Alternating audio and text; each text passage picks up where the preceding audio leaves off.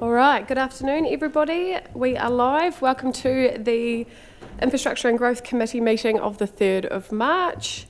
Our first item on the agenda, we have not received any apologies. Does anybody have any declarations of interest? There being none. We have no public forum this afternoon. So we'll just head on straight into the first item on the agenda, which is the minutes of the Infrastructure and Growth meeting from Tuesday, the 3rd of February. Move they're confirmed. Thank you, Councillor Ludlow. Seconded, Councillor Andrea De Vries. All those in favour? And straight on to tab 5, which is the road closure for Bluff Oyster and Food Festival. And we welcome Doug.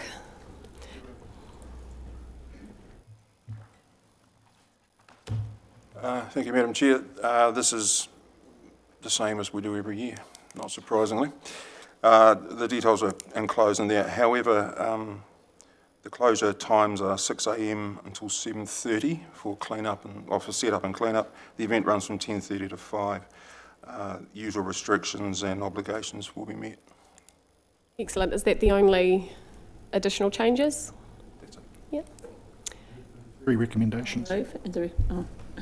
Moved Councillor Ludlow, seconded Councillor Boyle. Thank you very much.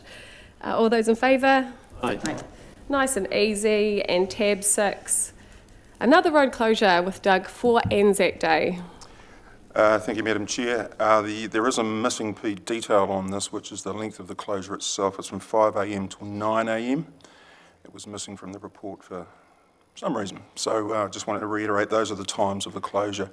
And again, NZTA will be working on their portion of this as well at the same time. So everyone's been kept in the loop on this one, as per. Excellent. And we'll just get that timing updated in the resolution there.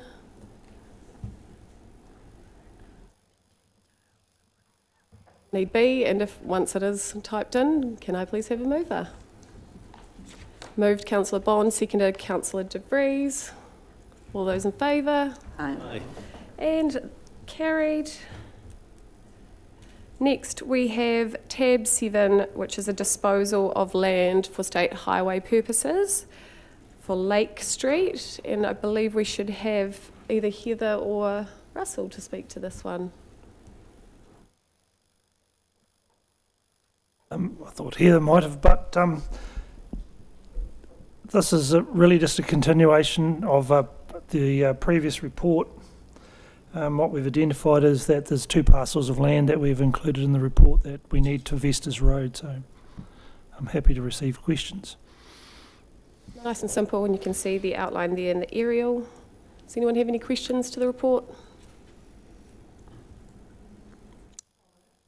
Thank you, Councillor Boyle, and seconded Mayor Campbell. All those in favour? Aye. Another nice and easy one. We're off to a record start here, team. Yeah. We're doing. And now for the more meaty subjects. All right, I believe we have Rhiannon this afternoon and Doug again to talk to us about the Total Mobility Programme changes. Thank you, Chair. So the government's currently consulting on proposed changes to the Total Mobility Programme. So we have, as you will recall, consulted quite widely with the disability community at the end of previous calendar year around the programme and how it operates here in Southland. We also have put together a proposed submission to the government on this consultation, which takes into account some of the engagement and feedback we received as part of that process. In addition, we further engaged with assessors on the detail of the technical questions that the government was raising around the programme in order to be able to provide some feedback. So, Doug, perhaps you might wish to speak to what we're seeing from the changes we've already implemented, and then happy to take any questions about the proposed submission. Thank you, Madam Chair. Last year, some of you may recall, we put in some interventions over this program due to the cost blowouts that we were seeing.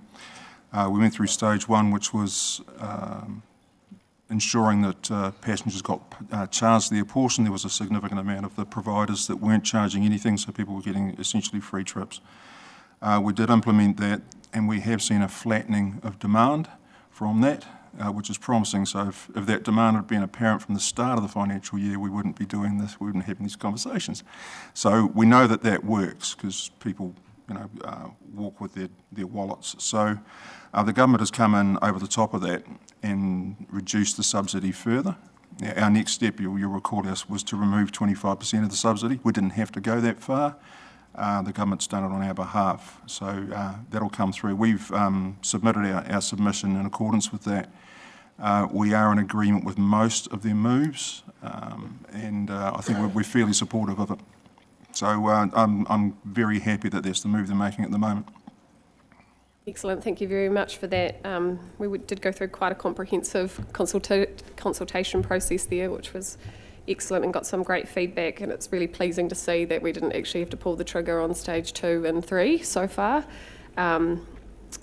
It's resulted in a positive outcome. Did anyone have any questions to the report? Mayor Campbell and then Councillor De Vries. I think the concern that Council had was the overuse of the system, if I can put it that, perhaps by people who didn't require to use it as much. I'm a little bit concerned about only using money as a way of managing this. I personally quite like the idea of having the Linmush trips, and particularly targeted. I wonder whether it would be possible still to monitor this in the sense that we don't want to find that people who really need to use it or simply cannot use it because they cannot afford the 35% fare. Through you, Madam Chair, absolutely. One of the options we've been offered by the government is trip limits. So you'll recall that we had some issue with the mechanism with which to do that. And you sometimes throw out the baby with the bathwater.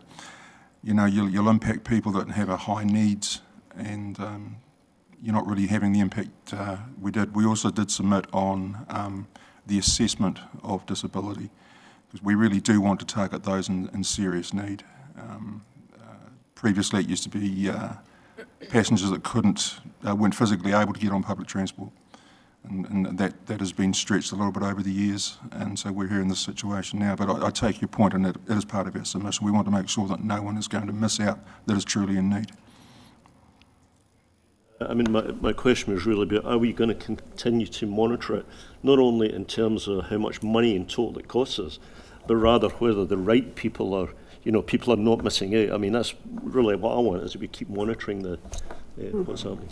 Yeah, I take your point, Mayor Campbell. The submission does outline that they are proposing to also introduce, tighter stress tests of who can access it. So that very well may be an option that addresses your concerns. Thank you. Councillor De Vries, and then I have a question myself. Yes, thank you, Tam. Hey, look, on, what page is it? Sorry. Page 16 of the report, it talks about the government introducing some changes, and one of those is regional fare caps will be reduced by around 10% nationally. And I just wanting to get some clarity from you guys about what is being capped. Is that the number of trips, or is that the number of kilometres travelled, or is that the dollar amount? And do you know what, or could you, let me know what kind of impact that would have on our users locally? Through you, Chair, yes I can. Our current fare cap is $50, and a $50 cab ride in Invercargill pretty much takes you anywhere you want. So we've proposed with NZTA, we've gone back and forth with negotiations and with other centres to do comparisons, and we've offered a $40 cap. And that would still be able to get you a significant way through before any of the non-subsidised portion of the trip kicks in.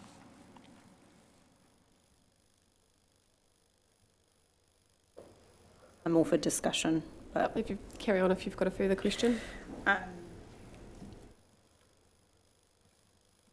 well, it's not so much a question. I guess I just wanted to note some things about the letter that's going up to the government. So is that okay to address now? I'll just ask my question first, That's and then fine. we'll open it for discussion. Yeah. Doug, my question is for you, and it is, do we have any data around what the average trip is for a taxi ride in Invercargill? Through you, Chair, yes we do. It's around $21. $21. So the difference, I guess, of the proportion split that the user's currently getting is around $1.30 that would be added onto the fare now currently? That's correct. I haven't looked at more recent data, but you're going a long way in Invercargill with $40. Yeah, I take your point on that. I guess it's just really important to quantify that when we are throwing around percentages of, 65% and then 35% user pays, it can seem really big, but actually the reality is that it might just be an extra $1. So just really wanted to highlight that. Again, through you, Chair, we're impacting a very small proportion of long trips, so we just want to nip that in the bud now. Yeah, excellent. Thank you. Now I'll open it for discussion if there's no further questions. No, Councillor De Vries. Okay. Look, I wasn't on council when this was discussed last year, so I really appreciate the quality of the paper and the background and the context provided. Thank you very much. I just wondered if there was the opportunity to potentially tighten some of the wording around in the letter, particularly around, I guess, to give better effect and advocacy for the users of the service, because I don't believe, or my personal belief is that we shouldn't be asking for a reassessment on permanent disability every 3 years. And I think that is in alignment with what is stated in this paper, but it doesn't seem to translate into the letter. And I just think that needs to be kind of strengthened in that. And I don't know, I mean, for me, I feel like there'll be some administrative costs that come alongside trying to monitor or reassess people every 3 years, and that maybe that cost saving should be alluded to within the letter that's going to central government. So if I can speak to that, Chair, I think reading that section again, the councillor is certainly right. If we tighten up the wording, I think it would be clearer, because we certainly are asking for an exemption on assessment of permanent disabilities. It can be very upsetting for people to have to go through that kind of process. Instead, we're proposing that they instead have an assessment that's triggered if there's a technology change within the region. So I think we can tighten up the wording there to be clearer. So we're still supporting periodic assessments for longer term variable disabilities, I guess is the difference. So Chair, if that works, I can take that change. You happy with that, Councillor De Vries? Yeah, absolutely. Yeah. Is anyone else happy with that? Seeing agreement. Does anyone have any other further discussion? No? May I have a mover? Thank you. Mayor Campbell? Agree. Yes. You'll strike out disagree, that we agree, noting the changes, and you'll take that on board. Thank you, Rhiannon. And it was seconded by Councillor Dermody? No? Councillor Ludlow? All those in favour? Aye. Moved? Oh, sorry, Mayor Campbell moved it, well, and then you moved and everyone's happy. All right, carried. And we move on to tab 9, which is our curbside waste services policy.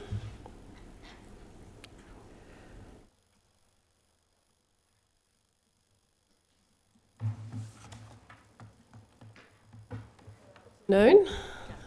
Floor is yours.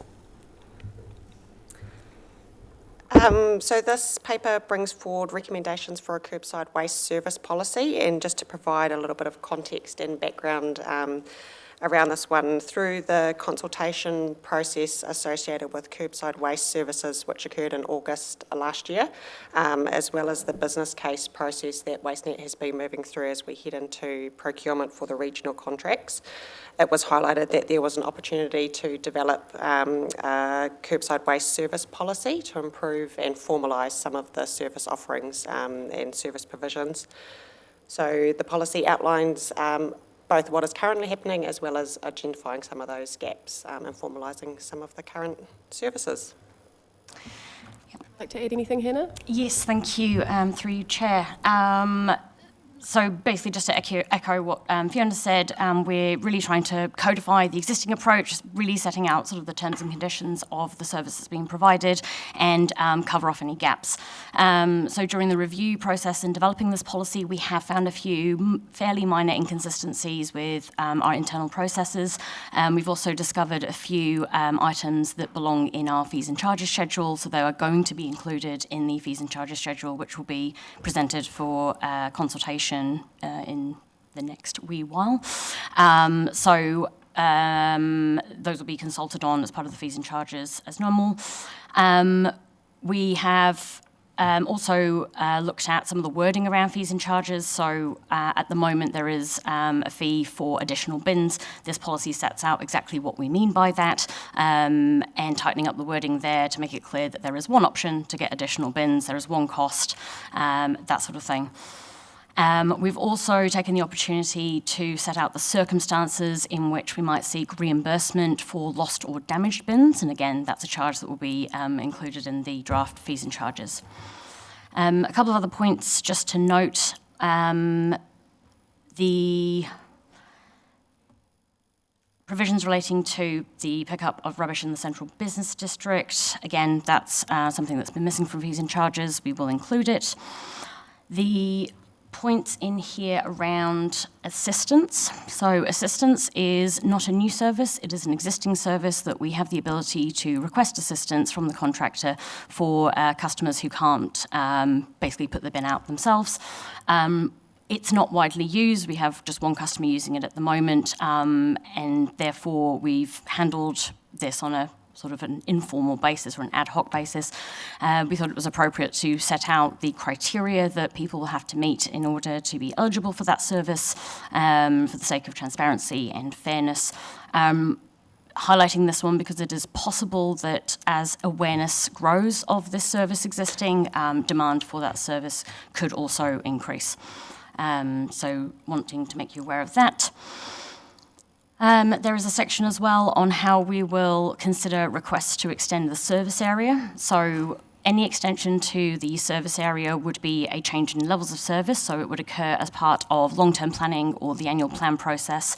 But this part of the policy sets out the circumstances that would trigger that review, that would encourage us to include extending the service area in the planning process.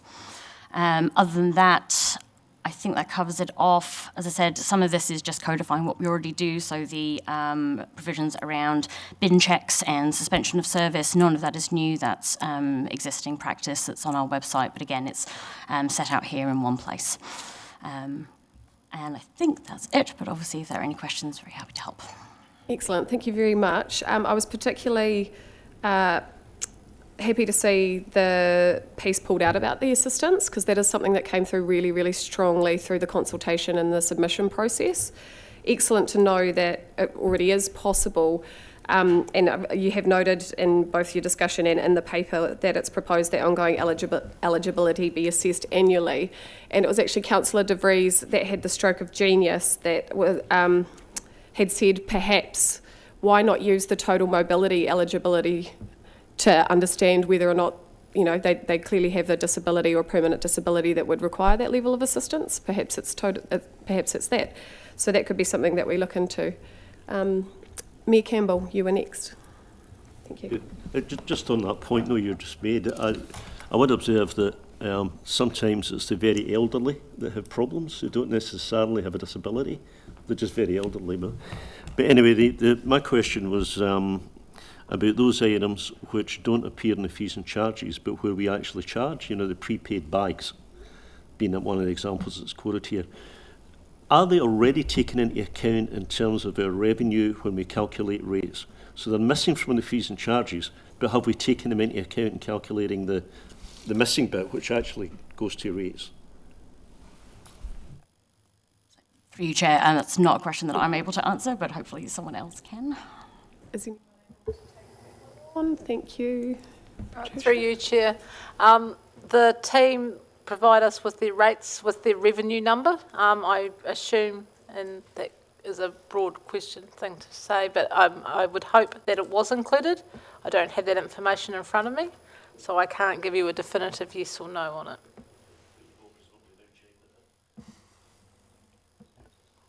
Excellent. Are there any further questions? Councillor De Vries? Well, you did take my first one, but Sorry. my other, just thinking about that assistance piece, and obviously there could be the potential that there are increased costs in providing that service if it is widely known. But I wondered if there was an opportunity to look at how we enhance community partnership in this space, because that seems like, it seems to me like that would be an amazing opportunity to work alongside community organisations or student volunteer army to say, hey, we've got these kind of neighbourhoods or addresses, with permission, of course, that need some help on Tuesday morning pulling their bin out, and you know, could be organised through that as a, you know, partnership or just a local benefit, and getting our community involved and looking after our neighbours. So not so much a question, but I don't know if that had been considered as part of the context. Through you, Chair, no, not specifically. That discussion wasn't had. As I said, at the moment there isn't a great demand for this service, possibly because it's not hugely known about. But absolutely, it's something I can pass back to the relevant team as an option, especially if demand were to increase as a result. Do you have a follow-up? Sorry, I do have another question, but happy. Was it a follow-up from that It's discussion? not a follow-up. Not a it's an follow-up, addition. so we'll I just go... murmured it's a great idea. Sorry? I just murmured it's a great idea. Oh, right. Adopt your neighbour. Help your neighbour, yes. Sorry, my next question was just around some wording in the policy. I feel like the wordsmith police today. But I believe we did discuss this in our WasteNet advisory group, and it was around the bin inspections. In the policy it notes after 3 bin inspections or contamination notices within 1 calendar year. My understanding it was within a 12-month time frame, and that mitigated the instance where someone had a contamination notice in October, November, and then got a clean slate, but got another contamination notice in January. So is that just some maybe rewording needed to be done, or have I misunderstood that from our WasteNet chat? So at the moment, it is a calendar year, and following on from the WasteNet Advisory Group decision to extend that to 2 calendar years, that is the intention. So there is a note of that in the paper. At this stage, we just have to take it back to each individual council for approval. So the policy has been drafted as it currently is, but with the intention to review it. Excellent. Does that answer your question? Yep, satisfied? Anyone have any further questions? Any discussion? No?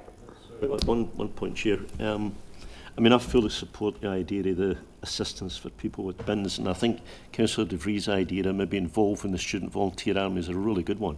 The only thing that I'm sure people have thought about is a question of dogs. You've got to go into somebody's gate to get the bin, and there's a question of dogs, which is, which can be a bigger issue than, maybe we think about it first. But if we can overcome that, I mean, I would certainly support it. It will cost a lot more money.